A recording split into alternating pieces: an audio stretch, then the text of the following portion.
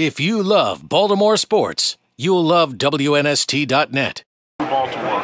Some names that people are going to remember, and some maybe they won't, that I want you to talk about. And the first guy that we really marketed was Sepp Gantenhammer. He was the first guy that ever really got it. He was the first guy that when I handed him an appearance sheet and said, "You're doing 3 appearances this week," he was the first guy to ever say, "If you got another one, let me have it." That's right. He was the first player that ever really took to going out to the community the way Sepp did. Yeah. Well, as you know, and he was a good goalkeeper. Yeah, right? he was. Wasn't great, but he was a good player. He got off to a dream start in our first year. If you remember, we made the playoffs. I think we was 21-19, which was okay, but we had a winning record. And he had a dream year. I think if you remember that, right? And became massively popular in Baltimore, as only athletes can be in Baltimore, because the fans embrace him in football, baseball, footballs, soccer, whatever. And we went on and we lost. I think we got beat pretty badly in the semi-final. They crushed us in St. Louis. And everything was fine, and then one day I got a phone call from his agent, who basically said that he wanted, at the time, I think 4 times what we had paid him. And in those days, players didn't make a lot of money. But I said, we can't, there's nothing we can do. I said, we brought him back. If you remember, Sepp wasn't a starter. I think somewhere else had been watching the Diplomats.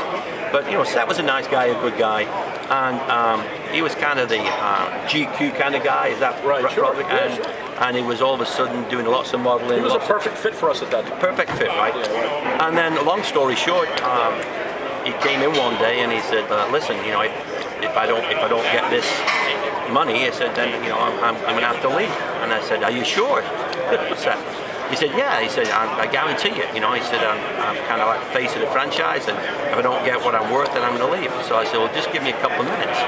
And so I went next door, if you remember, and I picked up the phone and I called the owner in Buffalo, right? And I worked out the trade, and I came back and I said, "Sepp, congratulations, you're now a member of the Buffalo Stallions," right?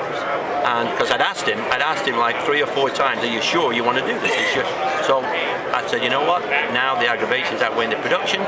He did a great job for us, but there's no way we could have paid him what he was making." And it was his first year in the league.